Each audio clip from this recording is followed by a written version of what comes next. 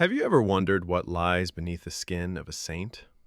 My sister-in-law, Sarah, was the living definition of purity.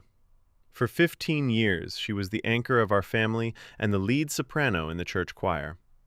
She lived only for my brother Kevin, a charismatic entrepreneur who owned the city's busiest upscale BBQ brasserie. To everyone in our circle, they were the golden couple, an unbreakable bond forged in faith and success. But I'm about to tell you how that golden image rotted from the inside out, and how I, the quiet younger brother, became the one to witness her collapse, and her rebirth in the most forbidden way possible. My name is Justin, and this is the record of a slow-burn betrayal that ended in a dark, parked car on a lonely road. Kevin is 7 years older than me, a man who loves the spotlight. Sarah was always his silent, submissive shadow. She was old-fashioned, never learning to drive, relying on Kevin for every move she made. Eventually, Kevin grew tired of his chauffeur duties. He began sending her to my auto-tuning shop, asking me to drive her to her midweek prayer meetings or choir practices because he was too busy with the restaurant's expansion. At first, our rides were filled with polite, empty small talk. But as the weeks turned into months, the silence in my car began to feel heavy, charged with something unspoken.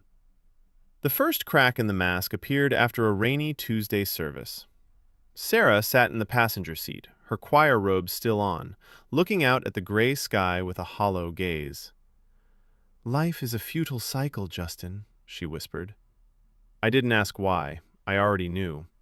Kevin hadn't been busy with the restaurant. He had been seen at a downtown hotel with Sarah's best friend, a woman Sarah had comforted through a messy divorce just a year ago. The betrayal wasn't just a rumor, it was a physical weight she was carrying. When she finally showed me the messages on Kevin's phone, explicit, cruel, and mocking of her simple faith, I felt a surge of protective rage. I gripped her hand, and for the first time, she didn't pull away. Her fingers were ice cold, trembling against my palm. I decided to take her to the coast, far from the prying eyes of the congregation. "Forget the hymns today, Sarah. Just be a woman," I told her. We ate at a secluded seafood spot, the kind of place where no one would recognize us. We drank, we talked, and eventually we found ourselves in a private lounge. As the music played, I held her for a slow dance. She leaned into me, her head on my shoulder, and I realized then that she wasn't just my sister-in-law. She was a woman starving for a touch that wasn't transactional. I hugged her tighter, feeling the curve of her body against mine, and for a moment, the world outside ceased to exist. The true escalation happened a week later, at a boutique hotel near the mountains. We were supposedly visiting a distant chapel, but the moment the door clicked shut, the pious choir girl vanished. We were lost in each other when the ultimate nightmare happened. Her phone screamed on the nightstand. It was a video call from Kevin. My heart hammered against my ribs like a trapped bird. Sarah froze, her eyes wide with terror, but then a chilling calm took over her. She adjusted her hair, smoothed the silk sheets, and leaned against the headboard, signaling me to stay silent. She answered. "Sarah, where are you? The GPS on the car hasn't updated in 2 hours." Kevin's voice boomed through the speaker, sharp with suspicion. "I'm just resting, Kevin. The drive was long, and I felt a bit dizzy after the service," she said, her voice as steady as a Sunday morning prayer. "Resting where? Why is the background so dim? Turn the camera around," he demanded. Sarah didn't flinch. "It's a small tea house, Kevin. It's private.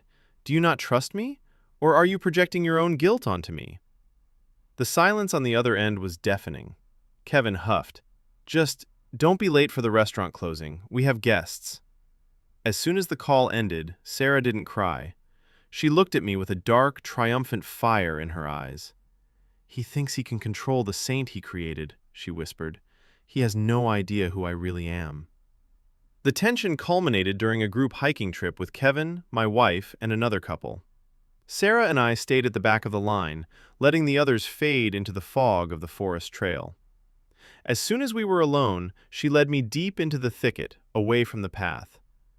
"Let's give thanks for our little secret," she whispered, her transformation from victim to architect of our affair complete. But the most intense moment happened just last night.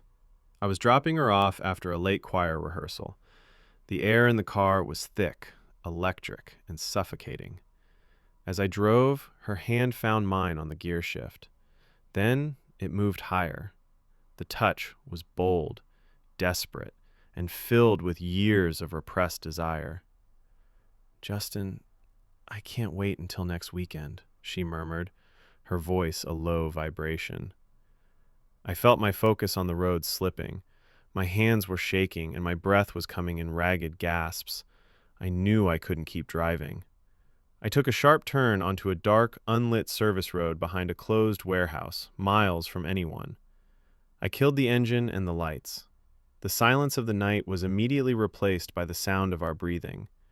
In that cramped, dark space, the final barriers crumbled. There was no more guilt, no more brother's wife, no more choir girl. There was only the raw, visceral intensity of two people who had been pushed to the edge. Every touch was an act of rebellion against the man who had ignored her and the life that had stifled me. We lost track of time in that small, metallic sanctuary, the windows fogging over as the world outside vanished. When we finally emerged from the darkness, Sarah leaned back in the seat, fixing her hair and looking in the vanity mirror.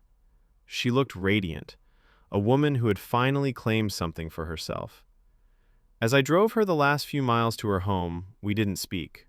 We didn't need to. We reached her driveway and she gave me a single, lingering look before stepping out. I watched her walk into the house where my brother waited, knowing that beneath her modest clothes and her choir robes, she carried the warmth of our secret. We are walking a razor's edge, dancing over a pit of fire. But as I watched her door close, I knew one thing for certain. The saint was gone, and in her place was a woman who was finally, dangerously alive. And I would follow her into that darkness, over and over again.